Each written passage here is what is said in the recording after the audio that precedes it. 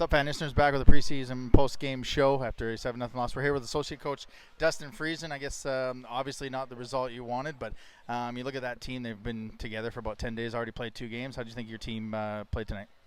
Yeah, I mean, it's early on in the season, still pretty early in training camp for us. We're not looking fully on the results, but more, the improvement within individual players, and it's a good opportunity for these young guys just to play at a level and a pace they have not played at yet. So, we've seen some growth in some guys, and then probably a little bit more from other guys. But that's part of getting better and learning. So, anytime we talk to a player, they say that the pace is different at being another level. Yourself coming from the UA team prep level as a coach, would you say it's about the same? Yeah, I mean, I was with the Western League team, the Warriors, last year, so it's a higher pace for these guys. A lot of them, some played Junior A, some played U18, but some are just freshly drafted. So it's a healthy experience for them if this is where they want to play in major junior. But it's a natural progression just for them, to play a little faster, to play a little bit harder, and especially without the puck. That's something that is a big learning curve for younger players, and so that's a progression for them. But there's some guys that are definitely getting better at that, so we'll keep on working at it.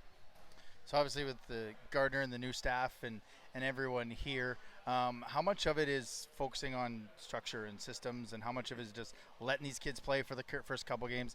In a game like this, seeing whose effort there in the third period, is it tough to find a balance? I mean, I know even last night you guys did penalty kill and power play just to get ready for this one. Like, where do you find that balance when you're doing training camp like this? Yeah, like you don't want to overload them for sure. I think anything that we've been doing in training camp has just been about habits and details, that lead into how we want to play.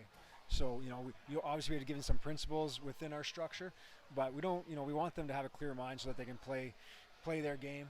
We don't want to take too much away from them, but, slowly we'll implement that as camp goes on and as the older guys come, for sure. So, every day that they're in training camp, we do a little bit more, but it's important that we're not overloading them too much.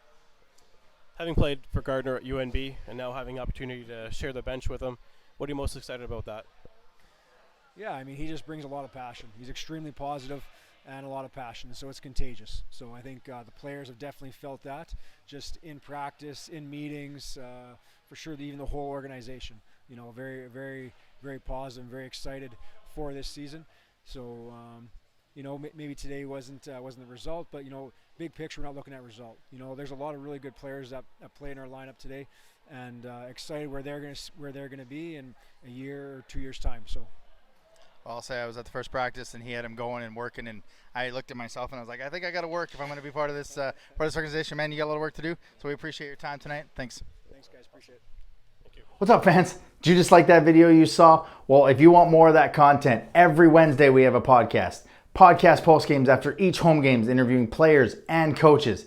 It's easy to get. Click the subscribe. Click the little bell so you don't miss any of it. But smash that subscribe button to the Wildcats podcast.